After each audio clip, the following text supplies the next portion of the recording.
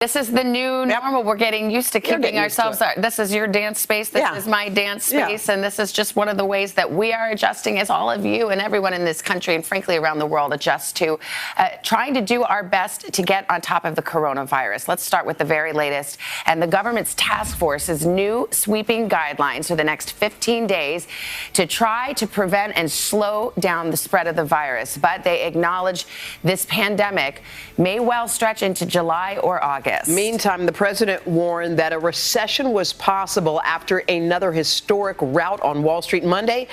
The Dow and the S&P 500's worst day in 33 years and the Nasdaq's biggest one-day plunge ever. And new this morning, officials in Ohio have pulled the plug on today's primary over fears of exposing voters and poll workers to the virus. As we start our coverage this morning, an update on the number of coronavirus cases in the U.S. It stands at more than 4,400 with 88 deaths. Our team is spread out covering all this. We'll get things started with NBC's Tom Costello. Hey, Tom, good morning. Hey guys, good morning. So listen, that dramatic spike we saw in the number of cases is because the U.S. is now ramping up testing. By an NBC News count, 33 tests so far nationwide. That is a drop in the bucket compared to South Korea, which is doing 15,000 each day. Meanwhile, cities and states closing restaurants and bars and gyms and theaters, retailers closing down. The president says there is no plan right now for any sort of a national quarantine.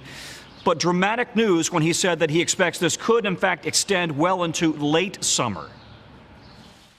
President Trump now offering a sobering new assessment of the coronavirus crisis as cases rise from coast to coast. This is a bad one. This is a very bad one. This is bad in the sense that it's so contagious. The administration providing a sharp change in tone from just a day earlier. It's incredible, but it's something that we have tremendous control of. Now, new White House guidelines urge all Americans to avoid social gatherings of 10 people or more. Everybody in America does what we ask for over the next 15 days.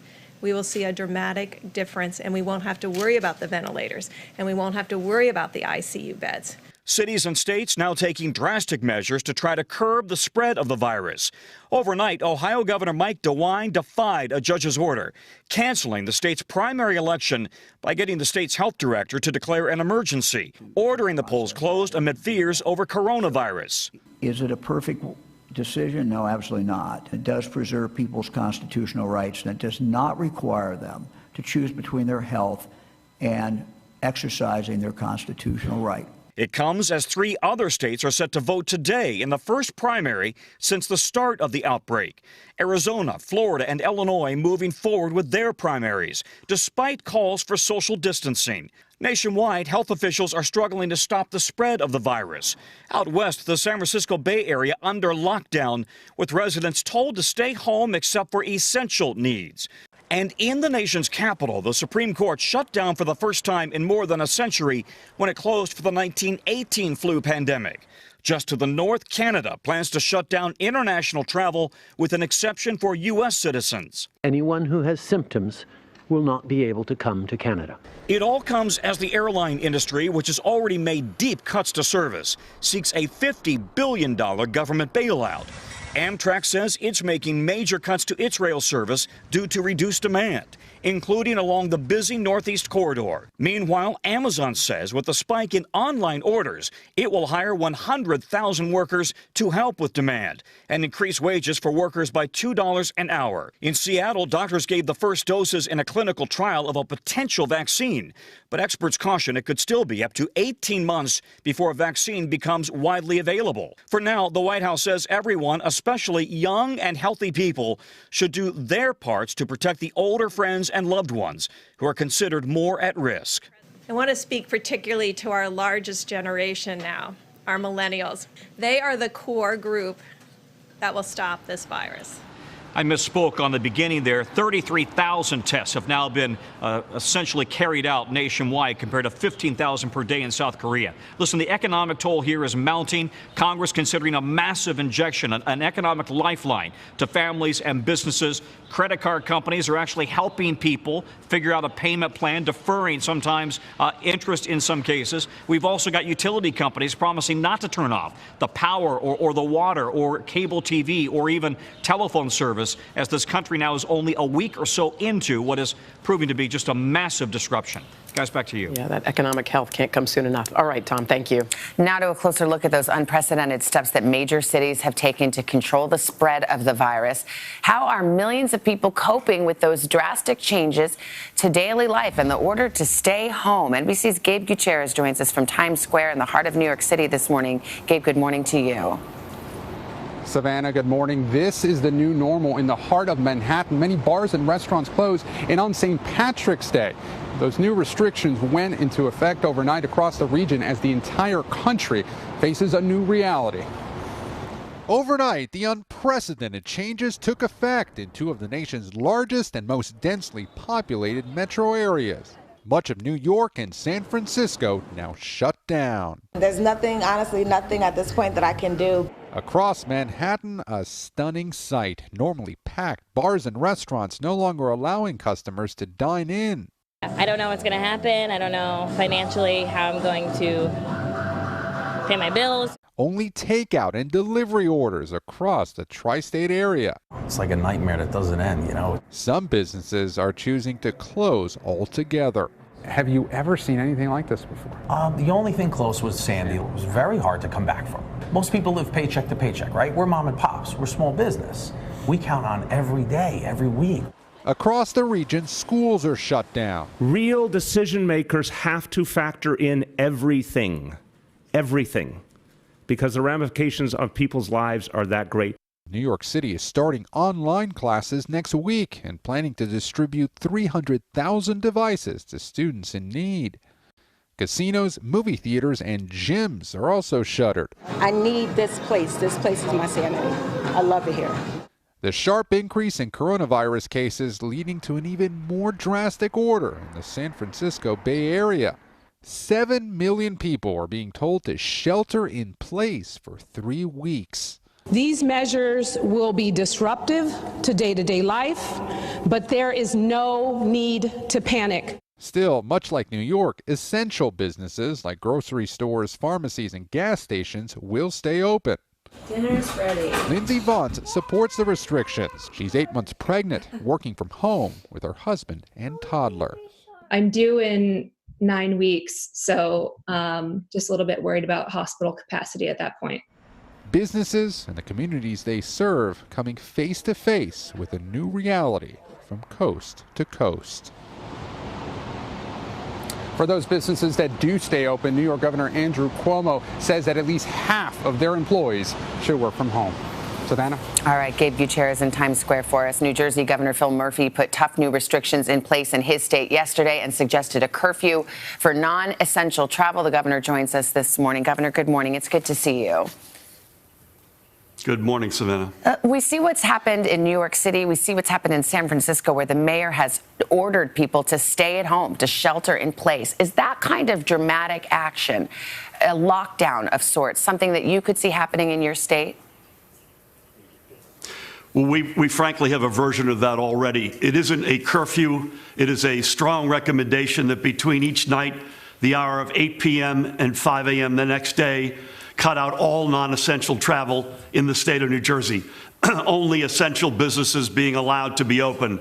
So casinos are shut, movie theaters, gyms, restaurants, bars are takeout only. Our schools, effective today, are all shut. We've called up the National Guard. We've lowered the amount of people that we're allowing to gather. We're trying to do everything we can to break the back and flatten that curve so we can take pressure off the healthcare system and, God willing, save lives. Governor, you were on that call yesterday with a number of governors from around the country and President Trump.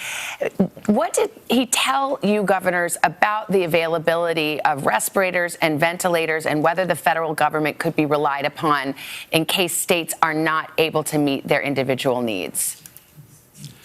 So we've had an ask in of the federal government. We've had a good back and forth and good relationship with them. Our number one objectives are personal protective equipment for our healthcare first responders, boots on the ground. The good news from that call yesterday, FEMA will help us stand up some drive-through testing, which we desperately need. And ultimately, we're going to need a lot of money to put our economy back on its feet. The White House has generally been accepting of the asks. We've gotten a fraction of our personal protective equipment. They said, listen, we'll do our best, but you all are going to have to go out and help source some of this yourself. The problem is this stuff's not lying around. Everybody wants it. FEMA comes in, by the way, with their own equipment, which is an important step, an important point to make. But we will continue to make those asks of the federal government. Governor Cuomo of New York has said that he believes that the Army Corps of Engineers should come in and start constructing makeshift hospitals now, in anticipation that there will be overcapacity soon. Is that something that you echo? Do you think there needs to be hospitals constructed from the ground up? Potentially. We did a lot of our actions, by the way, yesterday, as we have over time, in concert with New York and Connecticut, and I might add now Pennsylvania. It's part of the reason, Savannah, we've called up the National Guard, because the National Guard can play a multitude of roles, including in engineering and helping us construct.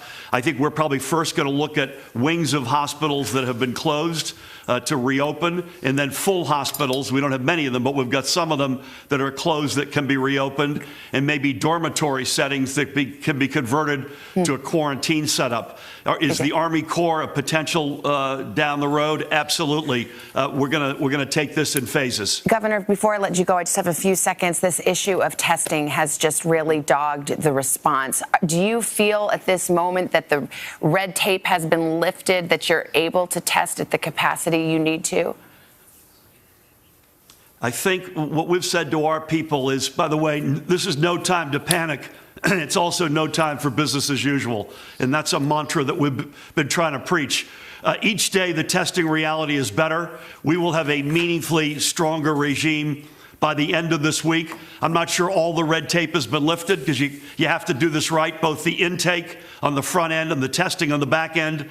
But we're getting to a much broader, higher scale reality sooner than later in New Jersey. All right, New Jersey's Governor Phil Murphy, thank you for your time this morning, sir, on a busy, busy day. We turn now to NBC News medical correspondent Dr. John Torres, NBC senior business correspondent Stephanie Rule. Good morning to both of you. I'll turn the testing question. I think we have to ask it every single day, because if you're not testing and you're not analyzing results, you're not containing the spread of this virus. And I've said before, testing is the linchpin to getting this whole thing under control. And Dr. Tedros, the director of the World Health Organization, even said, test, and then test some more. That's so essential that we do it. I've talked to some friends of mine across the country that are ER doctors as well, and they're telling me just yesterday that it's gotten a lot better than it was a week ago, but there's still a little bit of room for improvement. They can get those tests. There still seems to be a delay of a few days to get the results. Getting them right on time would be much, much better. As the governor was saying, you see places like New Jersey, New York, San Francisco taking these drastic measures, and in some cases locking down the cities. You're a medical professional. If you were giving advice to cities around the country, would you say, let's lock it down? You know, I would say it depends, because you have to look at the whole spectrum of what's going on. And to lock down the whole country is a very, very drastic move. So I would say if you have outbreaks in your area, or it looks like the numbers are starting to climb up, then go ahead and start taking these drastic measures. And like the governor said, phases. Start doing things in phases. And I think that's what we heard yesterday in the conference. People aren't listening, though, to a lot of these warnings. That's the trouble. And that is the trouble. And hopefully, and that's what Dr. Fauci said yesterday, hey, we're going to do this in phase. We're going to see what happens. If America responds, then we don't have to go much further. If they don't, everything's on the table. Yeah, I mean, it is over to it's on us to do what we're told to do, or else it'll become mandatory. Stephanie, let me turn to you. Another just a bloodbath on Wall Street in terms of the markets, but also there's talk about different things that could be done to help people who, starting today or last week, aren't getting a paycheck anymore. Still have bills and still have rent to pay. Here's one positive. The president that we saw yesterday in that press conference was the most somber we have seen. And what we have said across the board is that we need federal, state, government leaders as well as business leaders to all get on the same page. You know, you just said people aren't listening. They start to listen when you see the president. And it wasn't just that. Then the media changes. And so from a what is this going to do for our economy, it's very bad news. Because as soon as we shut down and you don't have groups of more than 10 people and bars and restaurants are closed, that's very bad in the short term. But in the long term, to truly solve this, we have to have this lockdown. And now you are seeing the government get closer, right? So the bill, the monetary policy bill, the monetary policy was addressed by the Fed on Sunday. But now the Congress has passed their bill. They're now moving it to the Senate to help people, to expand unemployment, to expand paid family leave. But it's not through Congress yet, by the way. And by the way, people need dough now. And Romney was talking about, let's send $1,000 to each family out there because you need something and you don't need to wait. This is really important because you could say, I'm going to apply for unemployment benefits, I'm going to get a loan. That takes time. Yeah. If you don't get to go to work today and you're not a salaried employee, you might not make the best health decisions for your family. You might say, I'm going to go take this shift because I need to make sure I get paid. But if suddenly you're getting that $1,000 and you've got a cushion, you know you can put food on the table, you can say, you know what, it is time for me to quarantine. And the sooner we're making the responsible health decisions, the sooner the economy will come out the other side. Yeah, absolutely. Thank you, Steph. 3/5 of the U.S. workforce are hourly employees. Wow. Yeah, that puts it in perspective. Imagine if they had a little extra cushion. Yes. They could make the best choices.